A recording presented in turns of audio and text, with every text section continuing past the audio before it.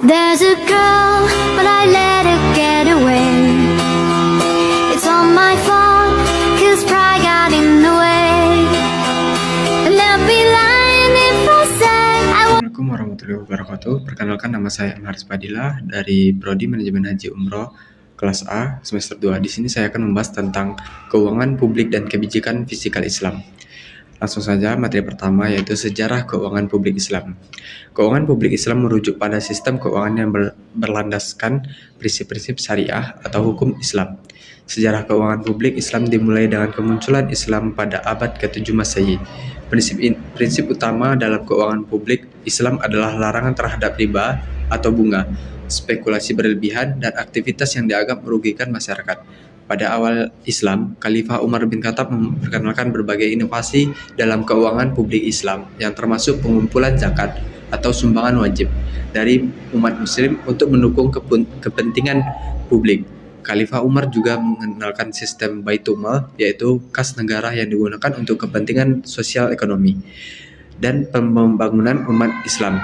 Organisasi kerjasama Islam seperti Bank Dunia atau Islamic Development Bank dan Dewan Keuangan dan Moneter Islam Internasional atau Islamic Financial Service Board berperan penting dalam mengembangkan keuangan publik Islam secara global. Mereka bekerja sama dengan negara-negara anggota untuk mempromosikan dan mengatur kritik keuangan yang sesuai dengan prinsip syariah. Sejarah keuangan publik Islam terus berkembang dan menjadi area penting dalam ekonomi global.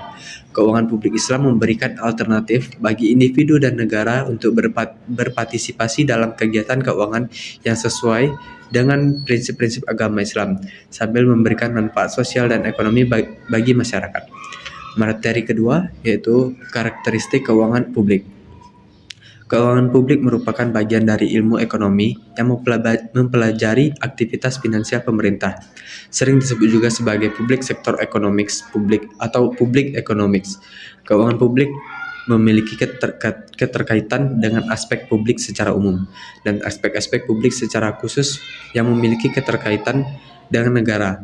Di beberapa negara pemaknaan keuangan publik secara sempit sebagai keuangan negara atau lebih sempit sebagai anggaran negara. Keuangan publik merupakan aktivitas finansial pemerintah yang termasuk pemerintah di sini adalah seluruh unit pemerintah dan institusi organisasi pemegang otoritas publik yang dikendalikan dan didanai pemerintah. Fokus keuangan publik adalah mempelajari pendapatan dan belanja pemerintah dan menganalisis implikasi dari kegiatan pendapatan dan belanja pada alokasi sumber daya, distribusi pendapatan, dan stabilitas ekonomi. Materi ketiga yaitu instrumen pembiayaan publik. Sebagai suatu komponen utama dalam keuangan publik Islam serta kebijakan fiskal dalam sistem ekonomi Islam, zakat merupakan kegiatan wajib untuk semua Islam serta merupakan elemen penting dalam sumber pendapatan negara. Zakat adalah ketentuan yang wajib dalam sistem ekonomi sehingga dalam pelaksanaannya dilakukan melalui institusi resmi atau legal. Maka pengumpulan dan pengelolaan dan pendistribusian bisa tepat sasaran. Implikasi zakat dalam arti khusus dalam hal ini ekonomi, yaitu yang pertama, zakat dapat memenuhi kebutuhan masyarakat yang memiliki kekurangan. Yang kedua, zakat dapat memperkecil kesenjangan ekonomi antara si kaya dan si miskin. Yang ketiga, zakat secara tidak langsung dapat menekan jumlah permasalahan sosial, kriminalitas, dan lain-lain. Keempat, zakat dapat menjaga kemampuan dan daya beli masyarakat agar dapat memelihara sektor usaha. Artinya dengan zakat maka konsumsi masyarakat terjaga pada tingkat yang minimal atau dapat terkontrol sehingga perekonomian dapat berjalan dengan baik. Materi keempat yaitu instrumen kebijakan fiskal Islam. Adapun instrumen pokok dalam kebijakan fiskal ada dua, yaitu yang pertama ada kebijakan perpajakan dan kebijakan pengeluaran.